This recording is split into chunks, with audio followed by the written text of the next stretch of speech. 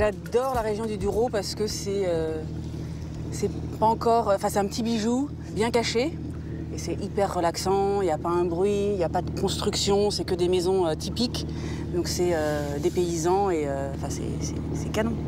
C'est trop beau les vignes et tout. C'est magnifique. Marie-Ève et sa famille ne sont pas des touristes comme les autres. Depuis quelques mois, ils habitent Lisbonne, la capitale du Portugal.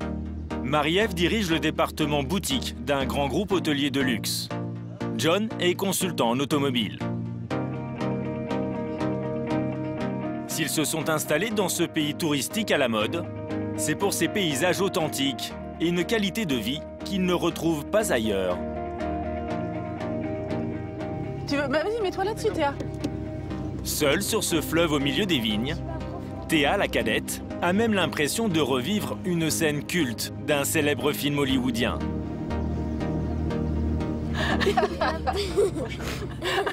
Et les deux enfants n'ont pas encore tout vu. Grâce à son métier dans l'hôtellerie, Marie-Ève a droit à des séjours gratuits dans les hôtels de luxe de son groupe. Alors elle a réservé cet ancien manoir du 19e siècle, transformé en 5 étoiles. Alors, où est-ce qu'elle est la villa? On va la voir? Marie-Ève et sa famille vont avoir la chance de dormir dans une prestigieuse villa. 100 mètres carrés, avec un confort exceptionnel. Waouh! Un salon de 50 mètres carrés, avec sa cuisine, tout équipée. Ça, je pense que c'est pour vous. 2 grandes suites, dont une pour les enfants. Il y a une télé dans la chambre. Ah non, ça, c'est pas bon. Et cerise sur le gâteau, chaque chambre a sa propre salle de bain. Regarde à gauche. Oh mon Dieu, regarde le bas. Je m'installe déjà. C'est tout à moi. Cette villa se loue 1 000 € la nuit. Marie-Ève et sa famille vont également pouvoir profiter d'un magnifique jardin privatif, avec sa propre piscine. Oh là là! C'est magnifique. Elle est comment la piscine? Sublime. C'est le paradis.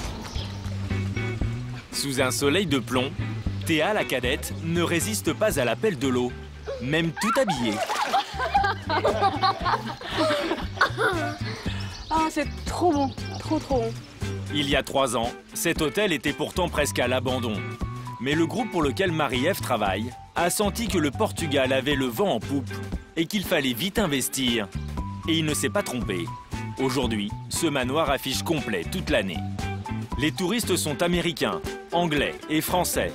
Une clientèle fortunée qui prend ses quartiers au Portugal. Une petite révolution, car il y a encore 5 ans, le pays traversait une grave crise économique. Non, on était venus il y a 7 ans et on était un petit peu choqués dans le sens en disant waouh, ça fait partie de l'Union européenne, c'était encore pas très développé. Et là, il y a eu un boom incroyable. Et maintenant, c'est manicuré un peu partout.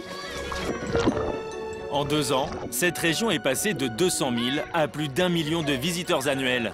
Un boom de 80% qui ne devrait pas s'arrêter là, car le Portugal possède d'autres trésors inexploités. C'est fraîche, mais c'est pas frais.